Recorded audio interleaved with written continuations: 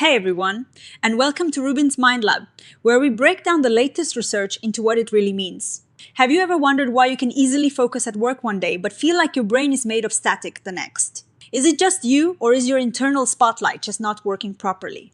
We often hear scientists talk about attentional control as if it is a simple muscle we can train to stay productive. But a group of researchers recently took a long, hard look at this idea and realized we might have been measuring it all wrong. Think of attentional control as the bouncer of your brain. It is supposed to stand at the door and let in important tasks while kicking out distractions like phone notifications or wandering thoughts. We have been trying to measure how good people are at this for over 100 years.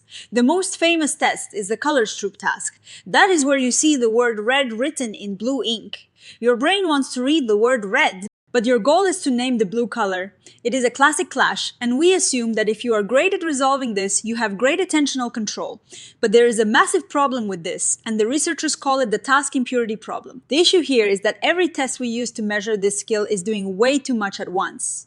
When you take a test like that, you are not just using focus. You are using your eyes to see the shape, your memory to recall the rules, your decision-making skills to pick an answer, and your hands to hit a button. It is a messy bundle of processes. If you do poorly, did you fail because your focus was weak? Or because your hand was slow, or because you were confused by the rules? We have been treating these scores like they represent one single superpower. But the data does not really back that up. If attentional control was a real stable trait like your height, you would expect that if you are good at dodging distractions in one game, you would be good at it in every game. But that is not what happens. The researchers found that these tests barely correlate with each other. A person who dominates one test might crash and burn on another.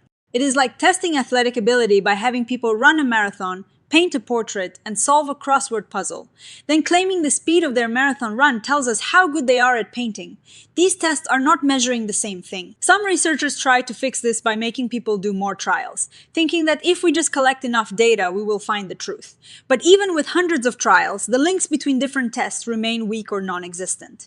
It is like the elusive unicorn of psychological science. We keep chasing the perfect test that proves focus is a single, measurable thing. But the more we look, the more it seems like we might be chasing a fantasy. So where does that leave us? The team argues that we need to stop just designing more tests or tweaking our math. We need to go back to the drawing board to define what we are actually searching for. They suggest using formal modeling. This is a fancy way of saying we should turn our verbal theories into mathematical blueprints. Imagine a computer model that mimics exactly how specific brain circuits fire during a moment of distraction.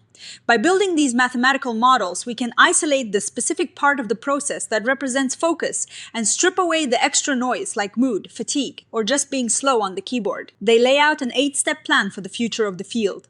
It starts with a clear definition, builds a model to represent that, and then tests those models in the real world to see if they predict behavior under pressure. This is a complete shift in how we do psychology. Instead of just looking at the pile of data and asking why it is messy, we are starting by building a map of how the mind works, and then checking our data against it. As for my take on this, I think it is incredibly brave for these researchers to admit that the emperor has no clothes. A lot of modern psychology is built on the foundation that these tests work, and saying they might not be measuring what we think they are is a big deal. It moves science forward by tearing down a shaky shed so we can build a stronger house. The real-world implications are huge. If we want to help people with ADHD or anxiety, we need to know exactly what is going wrong. Is it their goal maintenance, their inhibition of distractions, or something else entirely? Blanket advice to just perform more focus exercises might be useless if we do not know what the machine needs to be tuned. Future research here is going to be exciting. We are moving toward a time where we might have highly personalized mental health insights based on these mathematical models. Instead of a general test for everybody, you might have a model that tracks your specific mental dynamics throughout the day. It is a big shift from the old ways, but it is necessary if we want to get the brain right. If this deep dive into the mysteries of the mind changed how you think about your own focus, hit that like button and make sure to subscribe to RUBIN'S Mind Lab. Let me know in the comments, do you feel like your focus is one single skill, or do you have different types of focus for different situations? I would love to hear your experiences. See you next time in the lab.